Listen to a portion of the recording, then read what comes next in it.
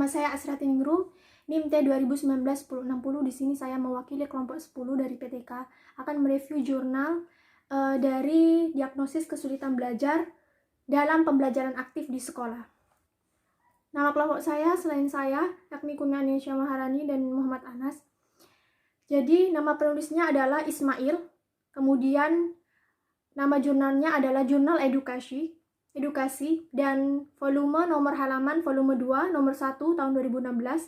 Kemudian yang pertama yang saya akan review di sini adalah latar belakang masalah. Jadi latar belakang masalah yang sedang dilakukan PTK ini kan diagnosis kesulitan belajar dalam pembelajaran aktif di sekolah.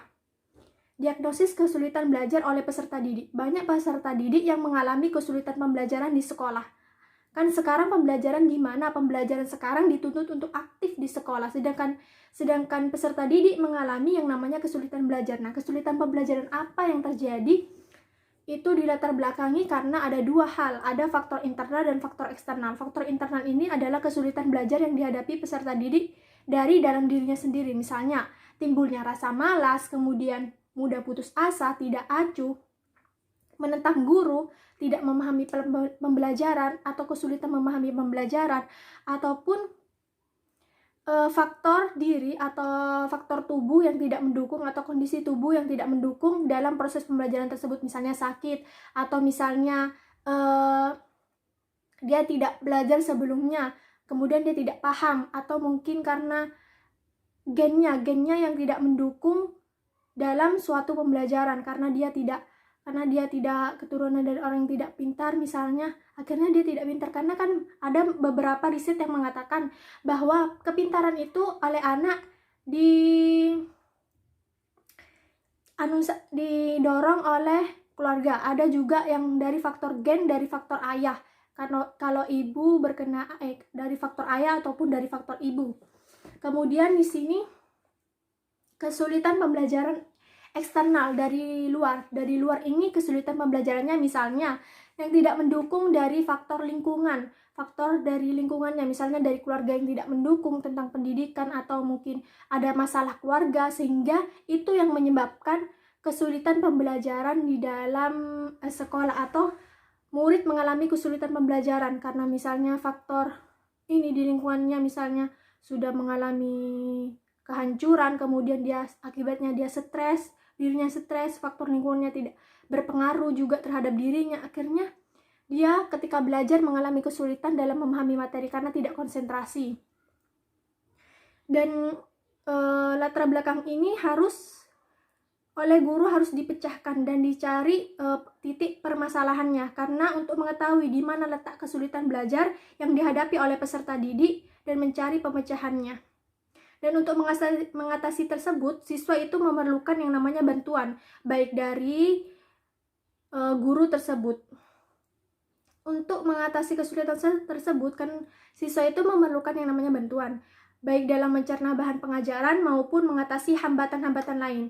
Nah, kesulitan belajar ini biasanya dapat diatasi dengan sedini mungkin oleh peserta didik dan guru, beberapa peserta didik dan guru, agar nanti yang namanya tujuan instruksional, apa sih tujuan pembelajarannya, tercapai dengan sebaik mungkin. Kalau misalnya tidak dicegah sedini mungkin akan mengalami yang namanya kesulitan pembelajaran. Nah, untuk memperoleh hasil pembelajaran yang optimal, makanya dibutuhkan yang namanya diagnosis membahas ini.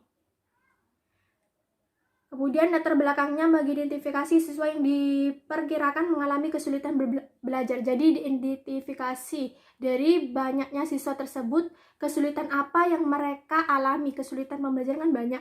Kemudian ada mengalokasikan kesulitan belajar, kemudian menentukan faktor penyebab kesulitan pembelajaran, memperhatikan alternatif bantuan, kemudian menetapkan kemungkinan cara mengatasinya. Mengatasi anak-anak yang mengalami kesulitan pembelajaran. Kemudian di sini adalah tujuan penelitian. Jadi tujuan penelitian ini adalah agar guru turut berperan membantu memecahkan yang namanya masalah yang dihadapi oleh peserta didik.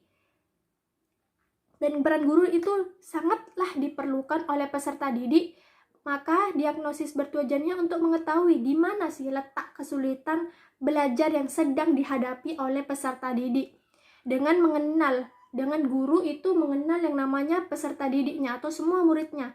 Setidaknya mereka tahu, oh ini anak ini sedang mengalami kesulitan belajar karena dia tidak paham materi. Kemudian ada faktor keluarganya yang tidak mendukung. Kemudian guru dapat membantu pertumbuhan dan juga perkembangan secara efektif bagi peserta didik dan mencari pemecahan masalahnya. Dan juga di sini maka peran sekolah dalam upaya mewujudkan tujuan pendidikan, yakni melalui proses mengajar yang nyaman, yang misalnya gurunya nyaman mengajar, kemudian fasilitasnya mewadahi, kemudian sekolah juga menunjang agar anak-anak juga dapat berprestasi di sekolahnya dengan membentuk beberapa misalnya kegiatan organisasi kan banyak. Nah, itu disediakan oleh fasilitas oleh sekolah agar nanti mereka tidak hanya fokus dalam pembelajaran saja, tetapi mereka juga aktif di luar pembelajaran dan mengasosialisasikan dirinya, siapa dirinya sebenarnya. Kemudian metode penelitiannya ini adalah metode kualitatif yang fokus pada penelitian tindakan kelas dengan menerangkan penyebab siswa agar aktif di kelas, dan juga dia mendiagnosis dan mencari gejala-gejala yang tampak. Subjek penelitiannya di sini adalah fokus terhadap peserta didik, yakni bagaimana dia peserta didik ini yang mengalami kesulitan pembelajaran saat pembelajaran aktif di sekolah. Objek penelitiannya ini adalah guru dan peran sekolah. Jadi peran guru ini banyak di sini dan peran sekolah juga banyak. Dan saya akan di sini membahas tentang jurnalnya sebelum masuk ke bab selanjutnya. Jadi di sini ada beberapa poin yang mengatakan bahwa kita sebagai guru harus mengajarkan terhadap peserta didik tentang beberapa belajar, yakni yang pertama ada belajar abstrak. Jadi belajar abstrak ini adalah belajar di mana peserta didik itu berfokus terhadap berpikir abstrak atau dapat memperoleh pemahaman atau memecahkan masalah-masalah yang tidak nyata. Jadi mereka diajarkan tentang apa itu prinsip, apa itu konsep, generalisasi, pengertian. Jadi diajarkan seperti itu agar dia itu paham terhadap misalnya pengertian tentang sholat, apa itu sholat. Jadi mereka belajar yang abstrak terlebih dahulu, apa itu sholat, kemudian baru langkah-langkah selanjutnya seperti praktek gitu. Kemudian adalah belajar keterampilan. Nah, biasanya belajar keterampilan ini adalah belajar yang menggunakan gerakan motorik seperti berhubungan dengan saraf, otot. Kemudian seperti halnya belajar keterampilan ini seperti praktek. Seperti itu. Setelah mereka belajar tentang abstrak terlebih dahulu, pengertian terlebih dahulu, barulah mereka mempraktekkan di dalam kehidupan sehari-hari. Kemudian belajar sosial. Belajar sosial adalah belajar tentang dia dapat bagaimana peserta didik diberikan misalnya pertanyaan, atau diberikan soal, atau diberikan masalah-masalah dan bagaimana teknik penyelesaiannya. Jadi agar mereka juga dapat bertanggung jawab dan dapat mengetahui titik permasalahan tersebut. Agar mereka juga misalnya diberi tes, diberi soal-soal, agar mereka tahu sampai mana tingkat pemahaman peserta didik tersebut. Kemudian ada belajar pemecahan masalah. Memecahkan masalah peserta didik di mana dituntut untuk berpikir secara logis, masuk akal, atau sistematis, dan di mana peserta didik dituntut untuk teliti. Seperti misalnya disuruh mengerjakan soal-soal, kan di sana selain mereka berpikir, mereka juga harus teliti agar apa yang ditanyakan oleh guru terhadap peserta didik itu dijawab dengan benar. Kemudian ada belajar rasional, di mana di sini dituntut untuk berpikir logis dan secara rasional. Ada belajar kebiasaan. Kebiasaan itu menuntut di mana peserta didik itu membiasakan terhadap apa yang mereka terima di dalam suatu pembelajaran dan membiasakan di dalam kehidupan sehari. Misalnya peserta didik belajar tentang bab sholat. Bab sholat itu kan sholat itu wajib, dan itu guru memerintahkan bahwa sholat itu wajib, sholat itu harus dikerjakan juga di rumah, tidak hanya di sekolah. Kan di sekolah sudah ada kegiatan sholat juga. Kemudian ada belajar apresiasi. Belajar apresiasi ini di mana dituntut peserta didik untuk menghargai dan tidak membeda-bedakan peserta didik satu dengan yang lainnya, agar mereka dapat menghargai kemampuan juga kelebihan yang dimiliki oleh peserta didik lainnya.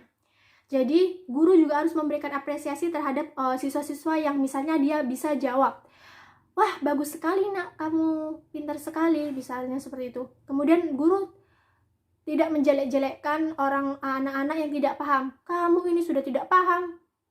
Oh jadi apa kamu? Tidak seperti itu. Jadi ketika ada siswa yang tidak paham, peserta didik, kenapa kamu tidak paham? Bisa dilakukan diagnosis atau menanyakan sesuatu. Mungkin karena ibu kurang menjelaskan dengan tepat, atau mungkin penjelasannya kurang, atau mungkin kamu memiliki kesulitan. Makanya nanti di sana ada faktor pendukung dari guru, juga ada peserta didik lainnya yang saling membantu. Kemudian belajar tentang pengetahuan,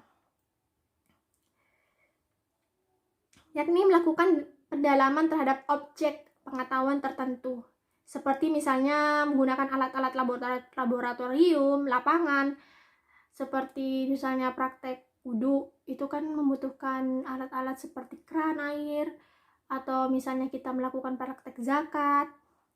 Kalau praktek laboratorium seperti contohnya anak IPA praktek biologi tentang kerangka manusia ataupun tentang apapun itu. Kemudian adalah kesulitan belajar. Nah, di sini titik permasalahannya di sini, kesulitan pembelajaran kalau kita tahu adalah suatu kondisi di mana anak-anak itu tidak dapat belajar secara maksimal karena ada penyebabnya atau hambatan tertentu yang menghalangi mereka dalam kesulitan pembelajaran. Nah, biasanya kesulitan belajar itu adalah kegiatan rangka untuk memperoleh.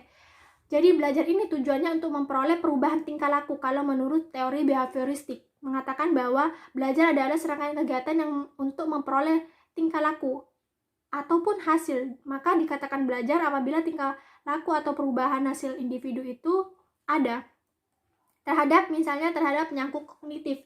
Kognitif ini terhadap pengetahuan, sampai mana di mana titik pengetahuan anak tersebut.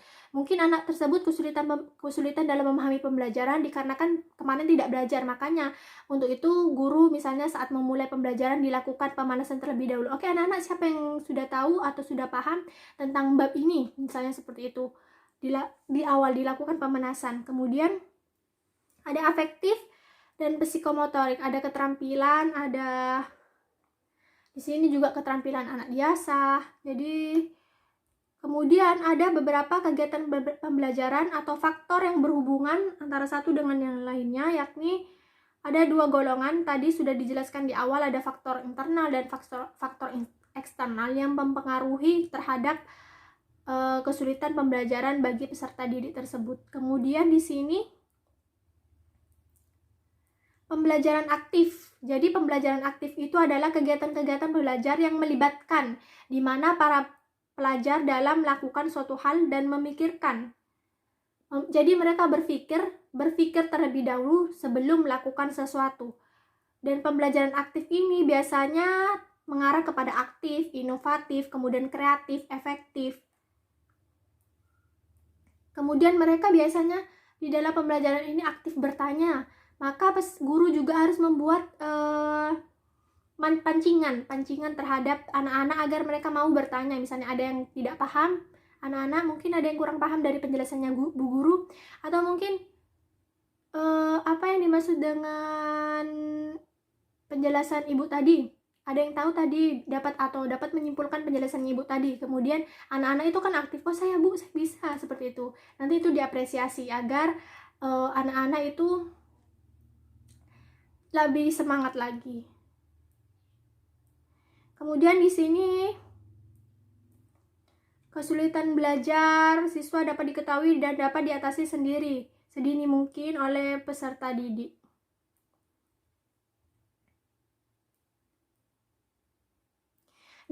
Ada diagnosis kesulitan belajar dilakukan dengan teknik tes dan non-tes. Nih, teknik tesnya ada tes prasyarat adalah tes yang untuk mengetahui apakah prasyarat itu diperlukan untuk mencapai yang namanya penguasaan kompetensi tertentu terpenuhi atau belum.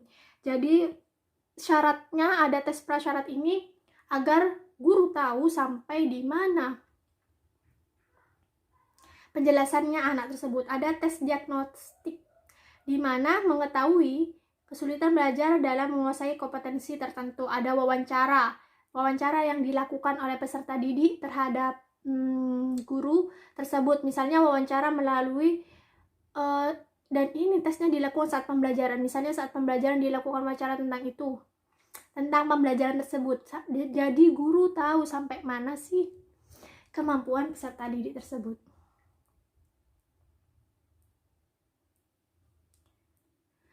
Kurang lebihnya seperti itu. Assalamualaikum warahmatullahi wabarakatuh.